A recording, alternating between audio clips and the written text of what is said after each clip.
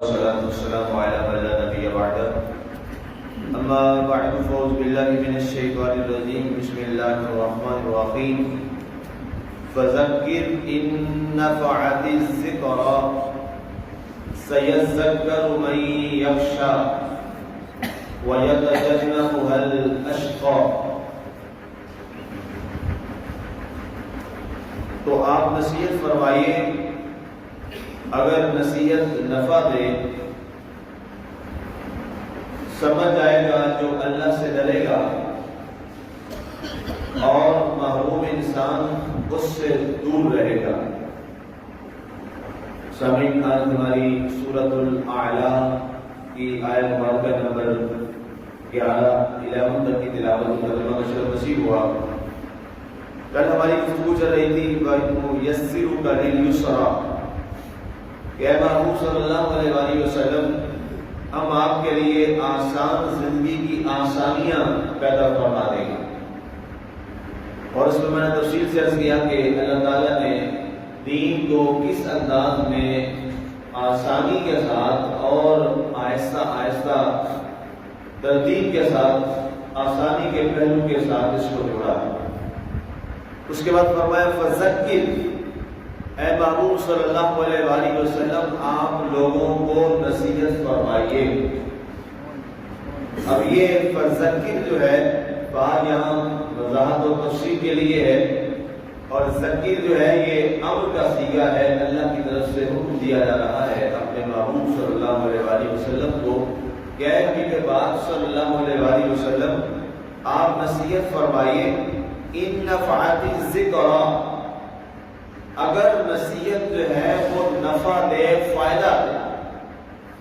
اب اس سے سوال یہ ذہن میں آتا ہے کہ نصیحت تبھی کرنی چاہیے اگر نصیحت سننے والے کو اس کا فائدہ ہو یا اس پہ وہ عمل کرے، اور اگر وہ اس پر عمل نہیں کرتا اور اس سے وہ فائدہ نہیں اٹھاتا تو نصیحت کرنا چھوڑ دینا چاہیے. اس پر علماء کرام مفسرین و محدثین میں بہت لمبی بحث ہے، اور اس کا نتیجہ یہ ہے کہ یہاں پہ جو یہ بات کی جا رہی ہے یہ بنیادی طور پر ان مشرکوں اور ان کافروں کے لیے ہے کہ جن کو بار بار رسول اللہ صلی اللہ علیہ وآلہ وسلم نے پیغام سنایا، لیکن اس کے باوجود انہوں نے نصیحت حاصل کرنے کی بجائے الٹا آپ علیہ السلام کا تمسخر اڑایا، آپ کا مذاق اڑایا، آپ کے قرآن پاک جو کلام آپ پہ نازل ہوا اس کا مذاق اڑایا. تو ایسی صورت میں، ایسے معاملات میں کہ جب نعوذ باللہ اللہ کے نبی صلی اللہ علیہ وآلہ وسلم کی نصیحت کو کفار نے بطور مذاق کے اور پھر آپ پر اترنے والے کلام قرآن پاک کا مذاق اڑایا اور تالیاں بجایا کرتے تھے نعوذ باللہ، تو اس پر اللہ تعالیٰ کے نبی صلی اللہ علیہ وسلم کو یہ حکم دیا جا رہا ہے کہ اے محبوب صلی اللہ علیہ وسلم، آپ یہ نصیحتیں اپنے پیارے ماننے والے اپنے غلاموں کو سنائیے، انہیں بتائیے جن کے پاس آپ بار بار گئے، انہوں نے آپ کی بات کو نہ سنا اور نعوذ باللہ بے قدری کی، تو آپ ان سے منہ موڑ لیجیے. اس پر امام بخاری رحمۃ اللہ تعالیٰ علیہ ایک حدیث شریف لائے. آپ فرماتے ہیں کہ وادع العلم عند غیر اہلہ کمقلد الخنازیر. مشکاۃ شریف میں بھی یہ حدیث موجود ہے. اب فرماتے ہیں کہ رسول اللہ صلی اللہ علیہ وسلم نے فرمایا کہ بے قدرے اور نااہل شخص کو علم دینے والا شخص ایسا ہے جیسے خنزیر کے گلے میں ہار ہے. یہ حدیث رسول صلی اللہ علیہ وسلم. اس آیت کی تفسیر و وضاحت میں یہ حدیث کو سمجھنا بہت ضروری ہے. یعنی اگر آپ کسی کو نصیحت کر رہے ہیں اور وہ نصیحت کے لائق ہی نہیں ہے، وہ اس قدر بیہودہ شخص ہے کہ وہ دانستہ طور پر آپ کی نصیحت کا مذاق اڑاتا ہے، وہ دانستہ طور پر آپ کی نصیحت کو سنتا ہی نہیں، وہ جان بوجھ کر آپ کی نصیحت پر عمل کرنے کے لیے تیار ہی نہیں، وہ سنتا ہی ہوتی ہے نا. انسان اس نیت سے نصیحت حاصل کرتا ہے اور بیٹھتا ہے کہ میں جو بات سنوں گا میں کوشش کروں گا کہ اس پر عمل کرنے کی کوشش کروں. ایک یہ نیت ہے، اور اس دوران اگر اس سے اس پر عمل نہ بھی ہو سکے تو اس نیت کے لیے جو وہ بیٹھا ہے کہ میں کچھ سنوں گا، اس پہ عمل کی کوشش کروں گا، کوشش کی بھی لیکن شیطان نے پھر اٹیک کیا، نہ کر سکا، بیٹھا اور نصیحت حاصل کی اور نیت کی اس پر عمل کرنے کی، اللہ اس پر اسے اجر عطا فرمائے. یاد رکھیے گا یہ ایک بڑا انعام ہے اللہ کی طرف سے. اللہ تعالیٰ اس پر بھی انعام فرماتا ہے کہ یہ اس نیت سے تو بیٹھا ہے کہ میں جو سنوں گا اس پر عمل کروں گا، اور اس کو دل سے یہ بات مان رہا ہے، لیکن ایسا معاملہ ہوا کہ نہ کر سکا. کوشش کی لیکن اس کے باوجود بھی نہ کر سکا، شیطان نے غلبہ پا لیا. تو وہ جو اس نے نصیحت سنی تھی اس نیت کے ساتھ، تمام کا اتفاق ہے اس نیت کا اللہ تعالیٰ ضرور اجر و ثواب عطا فرمائے گا جو اس نے نصیحت حاصل کی. اس لیے اب اہل ایمان کو تو آپ نے بار بار نصیحت فرمائی. آقا کریم علیہ السلام ہر روز محفل سجاتے تھے.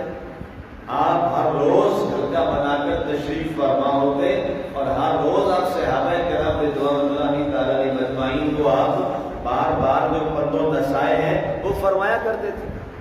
وہ اس لیے فرمایا کرتے تھے کہ وہ تمام نصوص قدسیہ بڑے کھلے دل کے ساتھ اور اپنے دامن پھیلا کے بیٹھتے تھے کہ آقا کریم علیہ السلام سے جو آج ہمیں کلمات نصیب ہوں گے ہم انہیں دلوں میں سمیٹ لیں گے، دلوں میں جگہ دیں گے اور اس پر عمل کی بھی کوشش کریں گے. لیکن اس کے برعکس کچھ وہ لوگ بھی تھے جو بڑے بدبخت تھے، کچھ ان میں ایسے بھی تھے جو منافق تھے.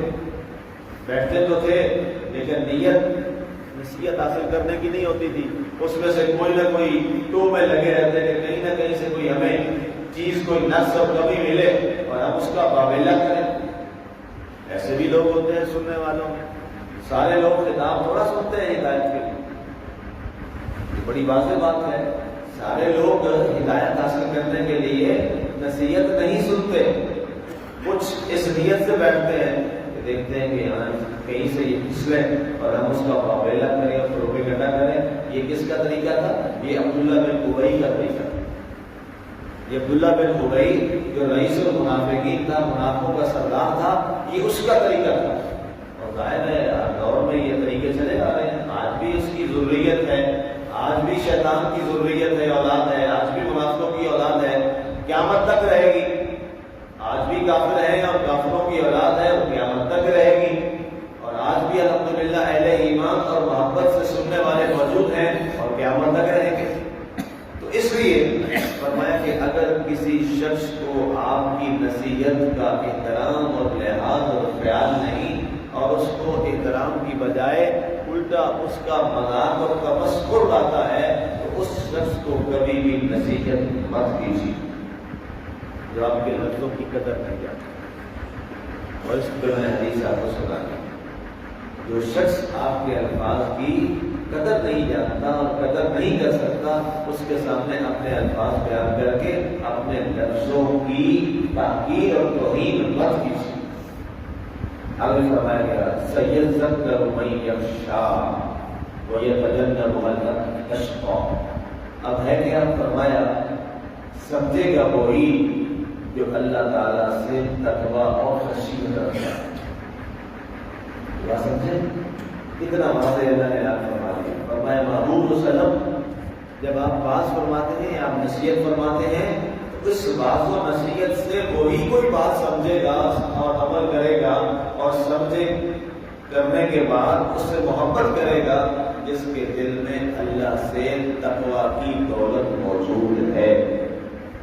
اب اس سے یہ بھی قرآن میں پیمانہ دے دیا کہ اگر آپ کو نصیحت سنتے ہیں، آپ کو اچھی بات سنتے ہیں اور اس سے آپ محبت کرتے ہیں اور اس کو اپنے میں جگہ دیتے ہیں تو اس کا مطلب کیا ہے؟ اللہ تعالیٰ نے آپ کے دل کو یہ نعمت ضرور دی ہے کہ آپ کے دل کے اندر اللہ کا ڈر موجود ہے. اور جس شخص کے دل میں اللہ کا ڈر ہوتا ہے وہ نصیحت کو بڑے ادب سے سنتا ہے، وہ نصیحت کو بڑے احترام سے سنتا ہے اور اس نصیحت کی قدر اور نصیحت کرنے والے کی قدر کرتا ہے کیونکہ وہ نصیحت حقیقت میں اس کی اپنی نہیں اور بات اس کی اپنی نہیں ہے. وہ بات جس کی ہو رہی ہے وہ ذات اللہ کی ہے یا محمد مصطفیٰ صلی اللہ علیہ وسلم کی. زیادہ الفاظ تو وہ دیکھنے کہ کس کے الفاظ ہیں، کس بارے میں ہو رہے ہیں، کس کی بات ہو رہی ہے.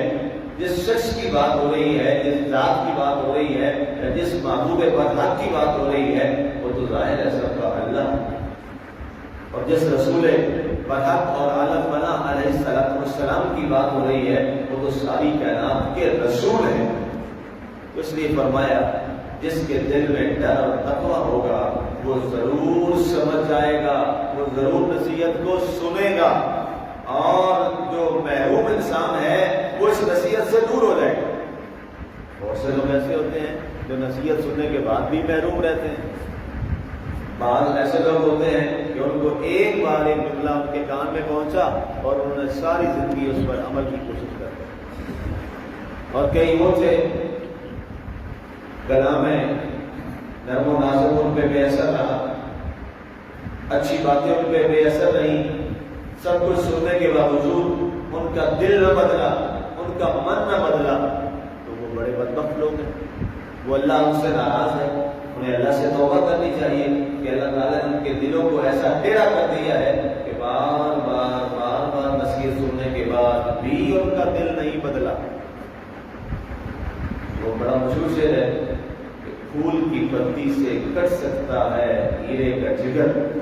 اتنا سخت ہیرا ہوتا ہے, پھول کی پتی کتنی نرم و ملائم ہوتی ہے.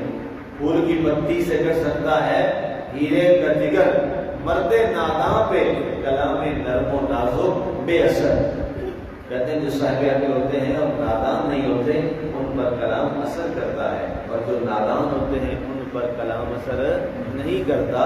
جیسے پھول کی پتی سے ہیرے کا جگر کٹ سکتا ہے تو اس شخص پر جس کا دل نیک ہے اس پر ضرور کلام جو ہے وہ اثر اپنے چھوڑ دیا کرتا. اس لیے آج کے درس مبارک کی جو خاص بات ہے وہ یہ ہے کہ ہمیں نصیحت کرتے رہنا چاہیے اور ان کو زیادہ کرنی چاہیے جو نصیحت سنتے ہیں اور اس پر عمل کی کوشش کرتے ہیں.